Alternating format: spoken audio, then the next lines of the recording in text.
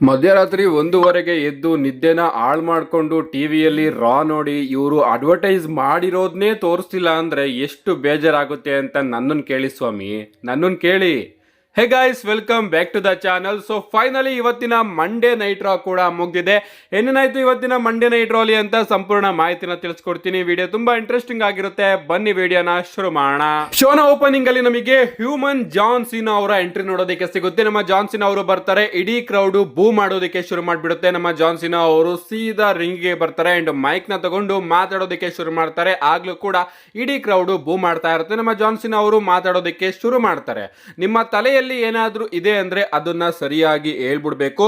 ನಿಜವಾಗ್ಲೂ ನನಗೆ ನೀವು ಎಂತ ವ್ಯಕ್ತಿಗಳು ಅಂತ ನೆನ್ನೆ ನನಗೆ ನಿಜವಾಗ್ಲೂ ಅರ್ಥ ಆಯ್ತು. ಅಂಡ್ ಅದಕ್ಕೋಸ್ಕರ ನಾನು ಸ್ಪಾಟ್ ಲೈಟ್ ನೆಲ್ಲದನ್ನು ಕೂಡ ನಿಮ್ಮ ಮೇಲೆನೆ ತಿರುಸ್ತೆ. ಅಂಡ್ ಈಗ ಎಲ್ಲರ ಗಮನ ಕೇವಲ ನಿಮ್ಮ ಮೇಲೆ ಮಾತ್ರ ಇದೆ. ಅಂಡ್ ನಾನಿವಾಗ ನಿಮ್ಮಲ್ಲಿ ಯಾರ ಜೊತೆನಾದ್ರೂ ಇಟ್ಕೊಂಡು ಬಾರಿಸಬಹುದು. ಈಗ ನನ್ನನ್ನು ಯಾರು ಕೂಡ ಕೇಳೋದಿಲ್ಲ. ಕಳೆದ ವಾರ ನಾನು ಒಬ್ಬ ಮಗು ಮೇಲೆ ಶಾರ್ಟ್ ನ ತಗೊಂಡೆ ಅಂಡ್ ಅದನ್ನ ಡಬ್ಲ್ಯೂ ಅವರು ಕೂಡ ಟ್ವೀಟ್ ಮಾಡಿದ್ರು. ಅಂಡ್ ಅದನ್ನ ನೀವು ದೊಡ್ಡ ಮೀಮ್ ರೀತಿ ಕನ್ವರ್ಟ್ ಮಾಡಿದ್ರಿ. ನಿಜವಾಗ್ಲೂ ಇದರಲ್ಲೂ ಕೂಡ ಗೊತ್ತಾಗುತ್ತೆ ನೀವೆಲ್ಲರೂ ಕೂಡ ಎಂತ ವ್ಯಕ್ತಿಗಳು ಅಂತ. ನಾನು ಏನ್ ಮಾಡಿದ್ರು ಕೂಡ ನನಗೆ ನೀವು ಸಪೋರ್ಟ್ ಮಾಡ್ತಾ ಇರಲಿಲ್ಲ. 2005 ಏಪ್ರಿಲ್ ತಿಂಗಳಲ್ಲಿ ನಾನು ಡಬ್ಲ್ಯೂ ಸ್ಪಿನ್ನರ್ ಬೆಲ್ಟ್ ನ ತಗೊಂಡ್ ಬಂದೆ, ಆದ್ರೂ ಕೂಡ ನೀವು ಅದನ್ನ ಸಪೋರ್ಟ್ ಮಾಡಲಿಲ್ಲ. ನೀವು ಇಂಟರ್ನೆಟ್ ಅಲ್ಲಿ ಕಮೆಂಟ್ ಮಾಡೋದಕ್ಕೆ ಶುರು ಮಾಡ್ಬಿಟ್ರಿ. ಜಾನ್ ಸೀನಾ ಅವರು ಡಬ್ಲ್ಯೂ ಚಾಂಪಿಯನ್ಶಿಪ್ ನ ಹಾಳು ಮಾಡ್ತಾ ಇದ್ದಾರೆ, ಅದರ ವ್ಯಾಲ್ಯೂನ ಹಾಳು ಮಾಡ್ತಾ ಇದ್ದಾರೆ, ಅದರ ಪ್ರೆಸ್ಟೀಜ್ ನ ಆ ಒಂದು ಟಾಯ್ ರೀತಿ ಸ್ಟೈಲ್ ನ ಕೊಟ್ಬಿಟ್ಟು ಡಬ್ಲ್ಯೂ ಚಾಂಪಿಯನ್ಶಿಪ್ ನ ಪ್ರೆಸ್ಟೀಜ್ ನು ಕೂಡ ಜಾನ್ ಸೀನಾ ಅವರು ಹಾಳು ಮಾಡ್ತಾ ಇದ್ದಾರೆ ಅಂತ ನೀವೆಲ್ಲರೂ ಕೂಡ ಕಮೆಂಟ್ ಮಾಡೋದಕ್ಕೆ ಶುರು ಮಾಡ್ಬಿಟ್ರಿ. ನಾನು ಏನ್ ಮಾಡಿದ್ರು ಕೂಡ ನಿಮಗೆ ಅದು ಕಷ್ಟ ಆಗ್ತಾ ಇತ್ತು. ಅಂಡ್ ಈಗ ನಾನು ಒಂದು ನಿರ್ಧಾರಕ್ಕೆ ಬಂದಿದ್ದೀನಿ. ನಾನಿವಾಗ ರೆಸ್ಲಿಂಗ್ ನೇ ಹಾಳು ಮಾಡೋದಕ್ಕೆ ಬಂದಿದ್ದೀನಿ. ರಸಲ್ ಮೇನಿಯಾದಲ್ಲಿ ನಾನು ಫೈನಲಿ ಡಬ್ಲ್ಯೂ ಚಾಂಪಿಯನ್ಶಿಪ್ ನ ಗೆದ್ದು 17 ಟೈಮ್ ಚಾಂಪಿಯನ್ ಆಗೋದ್ರ ಮುಖಾಂತರ ನೀವೆಲ್ಲರೂ ಕೂಡ ರಿಕ್ ಫ್ಲೇಯರ್ ನ ಮರ್ತೋಗ್ಬಿಡ್ಬೇಕು. ಆ ರೀತಿ ಮಾಡ್ತೀನಿ. ಅಂಡ್ ನೀವೆಲ್ಲರೂ ಕೂಡ ಬರೀ ನನ್ನನ್ನ ಮಾತ್ರ ನೆನ್ಪಿಡ್ಕೋಬೇಕು. ಅಂಡ್ ನಾನು ಹೇಳ್ದಂಗೆ ಇಡೀ ರೆಸ್ಲಿಂಗ್ ನೇ ಹಾಳು ಮಾಡ್ತೀನಿ. ಅಂದ್ರೆ ನಾನು ಆ ಒಂದು ಡಬ್ಲ್ಯೂ ಚಾಂಪಿಯನ್ಶಿಪ್ ಜೊತೆನೆ ರಿಟೈರ್ಡ್ ಆಗ್ತೀನಿ. ಸೊ ನಾನು ಆ ಒಂದು ಚಾಂಪಿಯನ್ಶಿಪ್ ಜೊತೆನೆ ರಿಟೈರ್ಡ್ ಆದಾಗ ಡಬ್ಲ್ಯೂ ಅವರು ಹೊಸ ಡಬ್ಲ್ಯೂ ಚಾಂಪಿಯನ್ಶಿಪ್ ನ ಕೊಡಬೇಕು. ಬಟ್ ಆಗ್ಲೂ ಕೂಡ ಒರಿಜಿನಲ್ ರಿಯಲ್ ಡಬ್ಲ್ಯೂ ಚಾಂಪಿಯನ್ ಕಡೆದಾಗಿ ನಾನು ಒಬ್ಬನೇ ಇರ್ತೀನಿ. ಹೊಸದಾಗಿ ಯಾರೇ ಬಂದ್ರು ಕೂಡ ಅದು ಒಂದು ಟಾಯ್ ಆಗಿರುತ್ತೆ ಅಂತ ನಮ್ಮ ಜಾನ್ ಸೀನಾ ಅವರು ಇಡೀ ಕ್ರೌಡ್ಗೆ ಹೇಳ್ತಾರೆ. ಸಡನ್ ಆಗಿ ನಮಗೆ ಅಮೆರಿಕನ್ ನೈಟ್ ಮೇರ್ ಕೋಡಿ ರೋಡ್ಸ್ ಅವರ ಎಂಟ್ರಿ ನೋಡೋದಕ್ಕೆ ಸಿಗುತ್ತೆ. ನಮ್ಮ ಕೋಡಿ ರೋಡ್ಸ್ ಅವರು ಬರ್ತಾರೆ. ನಮ್ಮ ಕೋಡಿ ರೋಡ್ಸ್ ಅವರು ಜಾನ್ ಸೀನಾ ಅವ್ರಿಗೆ ಹೇಳ್ತಾರೆ, ಕಳೆದ ವಾರ ಜಾನ್ ನಾನು ಸ್ವಲ್ಪ ಮಿಸ್ಟೇಕ್ ನ ಮಾಡಿದೆ.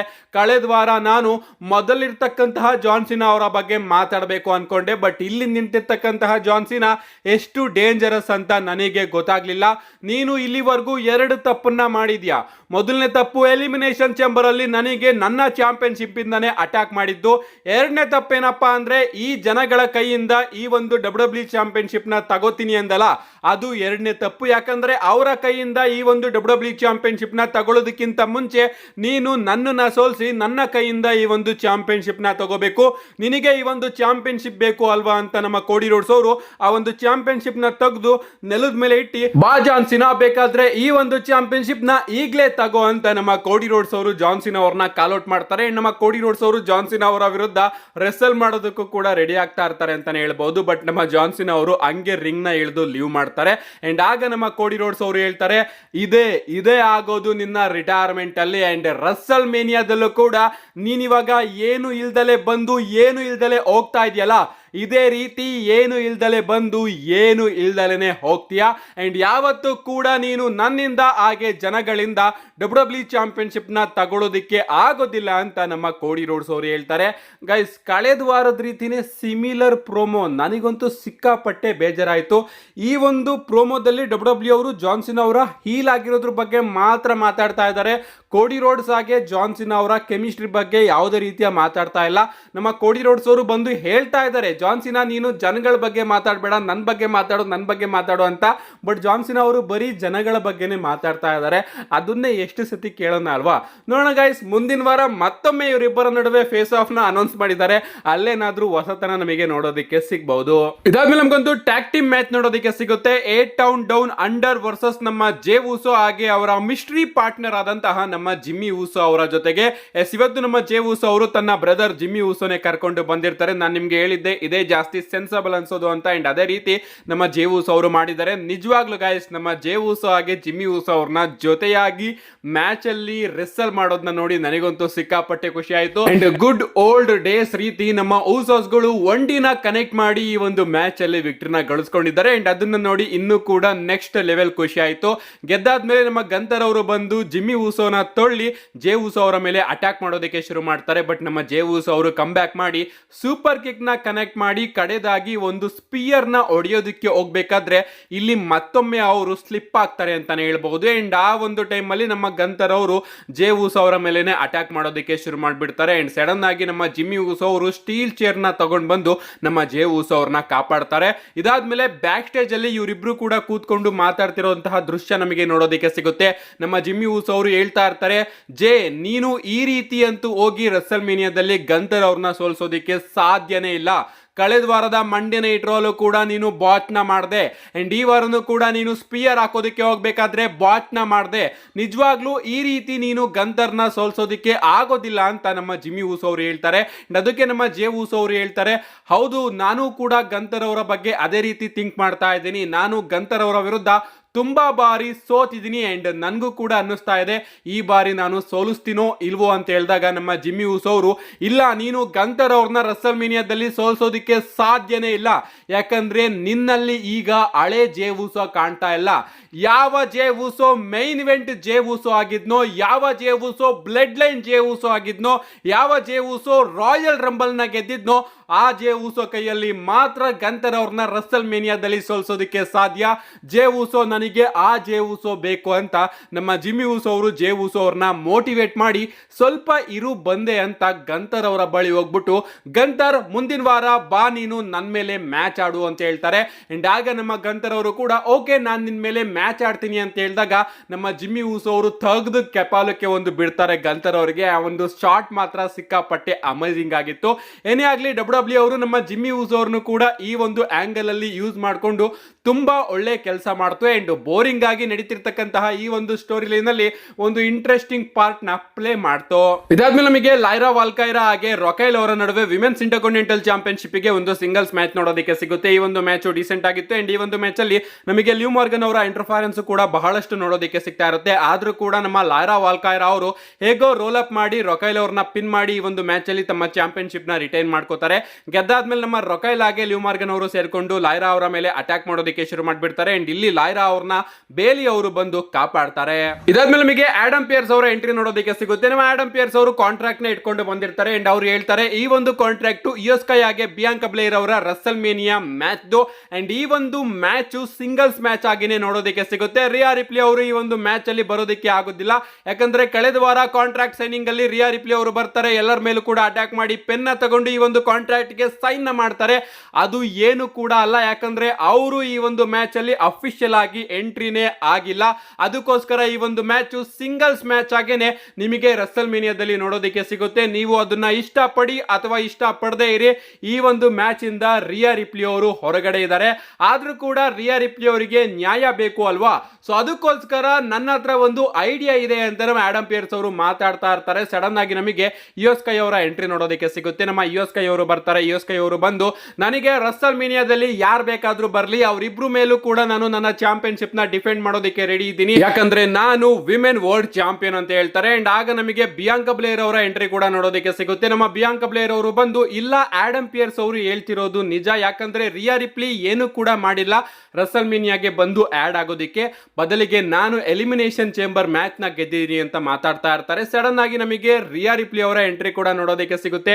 ರಿಯಾ ರಿಪ್ಲಿ ಅವರು ಕೂಡ ಬಂದು ನನಗೆ ರೆಸಲ್ ಮೇನಿಯಾನು ಬೇಡ ಏನು ಬೇಡ, ಬದಲಿಗೆ ನನಗೆ ನನ್ನ ಅಧಿಕಾರ ಬೇಕು, ನನಗೆ ಚಾಂಪಿಯನ್ಶಿಪ್ ಬೇಕು ಅಂತ ಮಾತಾಡ್ತಿರ್ಬೇಕಾದ್ರೆ ಇವರ ನಡುವೆನೆ ಮತ್ತೊಮ್ಮೆ ಕಿತ್ತಾಟ ಶುರು ಆಗುತ್ತೆ. ಅಂಡ್ ಆಗ ನಮ್ಮ ಆಡಮ್ ಪಿಯರ್ಸ್ ಅವರು ಹೇಳ್ತಾರೆ ಈ ಒಂದು ಪ್ರಾಬ್ಲಮ್ ನ ಸಾಲ್ವ್ ಮಾಡೋದಕ್ಕೇನೆ ನಾನು ಬಂದಿರೋದು, ನನ್ನ ಬಳಿ ಒಂದು ಐಡಿಯಾ ಕೂಡ ಇದೆ. ರಿಯಾ ರಿಪ್ಲಿ ನಿನಗೆ ಮುಂದಿನ ವಾರ ನಾನು ನಿನ್ನ ಚಾಂಪಿಯನ್ಶಿಪ್ ರಿಮ್ಯಾಚ್ ನ ಕೊಡ್ತಾ ಇದ್ದೀನಿ ಅಗೈನ್ ಇಯೋ ಸ್ಕೈ. ಈ ಒಂದು ಮ್ಯಾಚ್ ಅಲ್ಲಿ ಯಾರು ಗೆಲ್ತಾರೋ ಅವರು ರಸಲ್ ಮೇನಿಯಾದಲ್ಲಿ ಬಿಯಾಂಕಾ ಬ್ಲೇರ್ ಅವ್ರನ್ನ ಫೇಸ್ ಮಾಡ್ತಾರೆ ಅಂತ ಹೇಳಿ ಅಲ್ಲಿಂದ ಹೊರಟೋಗ್ತಾರೆ. ಅಂಡ್ ಇವರ ನಡುವೆ ನಮಗೊಂದು ಬ್ರಾಲ್ ನೋಡೋದಕ್ಕೆ ಸಿಗುತ್ತೆ. ಅಂಡ್ ಈ ಒಂದು ಬ್ರಾಲ್ ಅಲ್ಲಿ ನಮ್ಮ ಬಿಯಾಂಕಾ ಬ್ಲೇರ್ ಅವರು ಅಪರ್ ಎಂಡ್ ನ ತಗೋತಾರೆ. ಇದಾದ್ಮೇಲೆ ಬ್ಯಾಕ್ ಸ್ಟೇಜ್ ಅಲ್ಲಿ ನಮ್ಮ ಆಡಮ್ ಪಿಯರ್ಸ್ ಅವರು ಬಿಯಾಂಕಾ ಬ್ಲೇರ್ ಅವರಿಗೆ ಕ್ಲಿಯರ್ ಮಾಡ್ತಾರೆ. ಮುಂದಿನ ವಾರ ನಡೀತಿರ್ತಕ್ಕಂತಹ ಆ ಒಂದು ಚಾಂಪಿಯನ್ಶಿಪ್ ಮ್ಯಾಚ್ ಅಲ್ಲಿ ನೀನು ಸ್ಪೆಷಲ್ ಗೆಸ್ಟ್ ರೆಫ್ರಿ ಆಗಿರ್ತೀಯ ಅಂತ. ಸೊ ಇಲ್ಲಿಂದ ಕ್ಲಿಯರ್ ಆಗಿ ಡಬ್ಲ್ಯೂ ಅವರು ತೋರಿಸ್ತಾ ಇದ್ದಾರೆ ಒಂದು ಟ್ರಿಪಲ್ ಥ್ರೆಡ್ ಆಂಗಲ್ ನ women's world heavy wait championship ಅಲ್ಲಿ. ಇದಾದ್ಮೇಲೆ ನಮಗೊಂದು ಸಿಂಗಲ್ಸ್ ಮ್ಯಾಚ್ ನೋಡೋದಕ್ಕೆ ಸಿಗುತ್ತೆ. ಡ್ರ್ಯಾಗನ್ ಲೀ ವರ್ಸಸ್ ಎಲ್ ಗ್ರ್ಯಾಂಡ್ ಅಮೆರಿಕೋ ಅವರ ನಡುವೆ. ಹೊಸ ಲುಚ್ಚಾಡೋರು ಇದಾರಲ್ಲ, ಅಂದ್ರೆ ನಮ್ಮ ಚಾಡ್ ಗೇಬಲ್ ಅವರು ಇದಾರಲ್ಲ, ಅವರ ನಡುವೆ ನಮಗೊಂದು ಸಿಂಗಲ್ಸ್ ಮ್ಯಾಚ್ ನೋಡೋದಕ್ಕೆ ಸಿಗುತ್ತೆ. ಮ್ಯಾಚ್ ಮಾತ್ರ ಆಸಮ್ ಆಗಿತ್ತು. ನಮಗೆ ಆ ಒಂದು ಹೊಸ ಲುಚ್ಚಾಡೋರು ಚಾಡ್ ಗೇಬಲ್ ಅಂತಾನೆ ಅನ್ನಿಸ್ತಾ ಇದೆ, ಬಟ್ ಅದಿನ್ನೂ ಕೂಡ ಕ್ಲಾರಿಟಿ ಇಲ್ಲ. ಐ ಥಿಂಕ್ ಇಲ್ಲೇನೋ ಡಬ್ಲ್ಯೂ ಅವರು ಇಂಟ್ರೆಸ್ಟಿಂಗ್ ಆಗಿ ಸ್ಟೋರಿನ ತಗೊಂಡ್ ಬರ್ತಾ ಇದ್ದಾರೆ. ಅಂಡ್ ಇದನ್ನ ನೋಡೋದ್ರಲ್ಲಿ ನನಗಂತೂ ಸಿಕ್ಕಾಪಟ್ಟೆ ಎಂಜಾಯ್ಮೆಂಟ್ ಸಿಗ್ತಾ ಇದೆ. ಅಂಡ್ ಈ ಒಂದು ಮ್ಯಾಚ್ ಅಲ್ಲಿ ಹೊಸ ಲುಚ್ಚಾಡೋರಾದಂತಹ ಗ್ರ್ಯಾಂಡೆ ಅಮೆರಿಕಾ ಅವರು ಡ್ರ್ಯಾಗನ್ ಲೀ ಅವರ ಮಾಸ್ಕ್ ನು ಕೂಡ ಕಿತ್ತಾಕ್ತಾರೆ ಅಂತಾನೆ ಹೇಳ್ಬಹುದು. ಮಾಸ್ಕ್ ನ ಕಿತ್ತಾಕಿ ಆಂಕಲ್ ಲಾಕ್ ನ ಯೂಸ್ ಮಾಡಿ ಈ ಒಂದು ಮ್ಯಾಚ್ ಅಲ್ಲಿ ಆ ಹೊಸ ಲುಚ್ಚಾಡೋರು ವಿನ್ ಆಗಿದ್ದಾರೆ. ಇದಾದ್ಮೇಲೆ ನಮಗೆ best in the world CM Punk ಅವರ ಎಂಟ್ರಿ ನೋಡೋದಕ್ಕೆ ಸಿಗುತ್ತೆ. ನಮ್ಮ ಸಿಎಂ ಪಂಕ್ ಅವರು ರಿಂಗಿಗೆ ಬರ್ತಾರೆ. ಅಂಡ್ ಗ್ಲಾಸ್ಗೋಗೆ ಬಂದು ನನಗಂತೂ ತುಂಬಾನೇ ಖುಷಿ ಆಗ್ತಾ ಇದೆ ಅಂತ ಹೇಳಿ ನಾನಿವಾಗ ನನ್ನ ರೋಡ್ ಟು ರಸಲ್ ಮೇನಿಯಾದಲ್ಲಿ ಇದ್ದೀನಿ. ಅಂಡ್ ನಾನು ಒಂದು ಮ್ಯಾಚ್ ಅಲ್ಲಿ ಕೂಡ ಕಂಪೀಟ್ ಮಾಡ್ತಾ ಇದ್ದೀನಿ. ಬಟ್ ನನಗೆ ಬೇಕಾಗಿದ್ದಂತಹ ಮ್ಯಾಚ್ ನನಗೆ ರಸಲ್ ಮೇನಿಯಾದಲ್ಲಿ ಸಿಕ್ಕಿಲ್ಲ, ಅಥವಾ ನನಗೆ ಸಿಕ್ಕಿದ್ಯಾ ಅಂತ ಈಗ ನಾನು ಕ್ಲಾರಿಟಿನ ಕೊಡ್ತೀನಿ. ನಿಜ ಹೇಳಬೇಕು ಅಂದ್ರೆ ನನ್ನ ರಸಲ್ ಮೇನಿಯಾ ಗೋಲು ತುಂಬಾನೇ ಡಿಫ್ರೆಂಟ್ ಆಗಿತ್ತು. ನಾನು ರಾಯಲ್ ರಂಬಲ್ ನ ಗೆಲ್ಬೇಕು ಅನ್ಕೊಂಡೆ, ಬಟ್ ಅಲ್ಲಿಂದ ನಾನು ಸೋತೋದೆ. ಅದಾದ್ಮೇಲೆ ಎಲಿಮಿನೇಷನ್ ಚೇಂಬರ್ ನ ಗೆಲ್ಬೇಕು ಅನ್ಕೊಂಡೆ, ಬಟ್ ಆ ಸಚ್ ಫ್ರಿಕಿನ್ ರಾಲೆನ್ಸ್ ಇಂದ ನಾನು ಆ ಒಂದು ಮ್ಯಾಚ್ ನ ಕೂಡ ಸೋತೋದೆ. ಅಂಡ್ ಈಗ ನಾನು ಒಂದು ಟ್ರಿಪಲ್ ಥ್ರೆಡ್ ಮ್ಯಾಚ್ ಅಲ್ಲಿ ರಸಲ್ ಮೇನಿಯಾದಲ್ಲಿ ಕಂಪೀಟ್ ಮಾಡೋದಕ್ಕೆ ಹೋಗ್ತಾ ಇದ್ದೀನಿ. ಅಂಡ್ ನನ್ನ ಅಪೋನೆಂಟ್ಸ್ ಗಳಾದಂತಹ ಸೆತ್ ರೋಲೆನ್ಸ್ ಹಾಗೆ ರೋಮನ್ ರೈನ್ಸ್ ಇವರಿಬ್ರು ಕೂಡ ಇದನ್ನ ತುಂಬಾನೇ ಪರ್ಸನಲಿ ತಗೊಂಡಿದ್ದಾರೆ.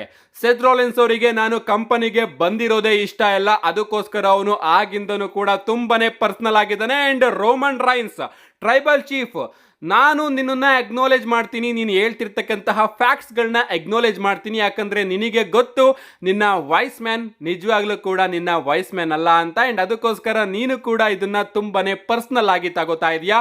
ಏನೇ ಆಗ್ಲಿ ಸ್ಮ್ಯಾಕ್ ಡೌನ್ ಲಂಡನ್ಗೆ ನೀನು ಬರ್ತಾ ಇದೀಯಾ ಅಲ್ವಾ, ನಾನು ಕೂಡ ಬರ್ತಾ ಇದ್ದೀನಿ, ಹಾಗೆ ಸೆತ್ ರೋಲಿನ್ಸ್ ಅವರು ಕೂಡ ಬರ್ತಾ ಇದ್ದಾರೆ.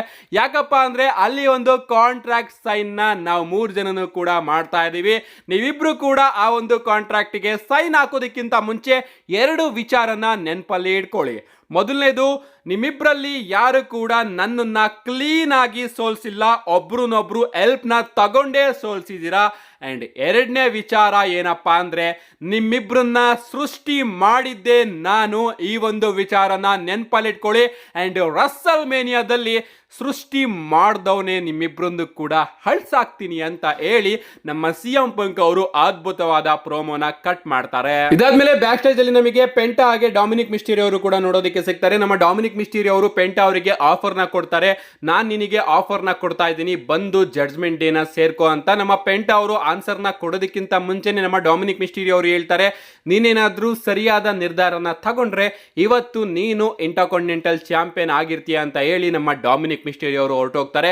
ಇದಾದ್ಮೇಲೆ ನಮಗೆ ಅಮೆರಿಕನ್ ಮೇಡ್ ಅವರು ಕೂಡ ನೋಡೋದಕ್ಕೆ ಸಿಗ್ತಾರೆ. ನಮ್ಮ ಚಾಡ್ ಗೇಬಲ್ ಅವರು ಡೌ ಮಾಡ್ತಾ ಇರ್ತಾರೆ, ನನಗೆ ಹುಷಾರಿಲ್ಲ, ಅದಕ್ಕೋಸ್ಕರ ನಾನು USA ಗೆ ಮತ್ತೊಮ್ಮೆ ಹೋಗ್ತಾ ಇದ್ದೀನಿ.